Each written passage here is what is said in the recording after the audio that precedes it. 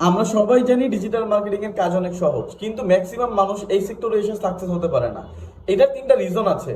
প্রথম রিজন হচ্ছে শর্টকাট খোঁজা, দ্বিতীয় রিজন হচ্ছে একসাথে সবকিছু শিখতে চাওয়া, তৃতীয় রিজন হচ্ছে প্র্যাকটিস না করা। শর্টকাট খোঁজা কি? আপনারা চান যে শর্টকাটে কিভাবে আমি ফ্রিল্যান্সিং গুলো শিখতে পারি, কম সময়ের মধ্যে ইনকাম করতে পারি। আপনারা কাজ শেখার আগে ইনকাম করতে চান এবং শর্টকাট খুঁজে বেড়ান।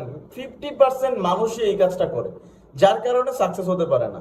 এবং একসাথে সবকিছু শিখতে চাওয়া, মানে আপনি চাইতেছেন একবারে ডিজিটাল মার্কেটিং এ যা আছে সারা দিনের মধ্যে সব ভিডিও দেখে ফেলবেন, 24 ঘন্টা ভিডিও দেখে আপনি সব শিখে ফেলবেন। আসলে আপনি ঠিকই ভিডিও দেখতেছেন, বাট কি করতেছেন না? প্র্যাকটিস করতেছেন না। প্র্যাকটিস না করলে তো হবে না। আসলে এই তিনটা প্রবলেমের কারণেই আপনারা সাকসেস হতে পারছেন না। আপনার যদি সাকসেস হতেই হয়, আপনাকে প্র্যাকটিস করতে হবে, আপনাকে ভালো করে কন্টেন্ট দেখতে হবে, কন্টেন্টের সাথে সাথে প্র্যাকটিস করতে হবে, প্রবলেমগুলো সলভ করতে হবে, প্রবলেমের সাথে লড়াই করতে হবে। এরপর আপনি সাকসেস হবেন। আর সবচেয়ে বড় কথা, ধৈর্য থাকতে হবে। ধৈর্য না থাকলে ইম্পসিবল এই সেক্টরে।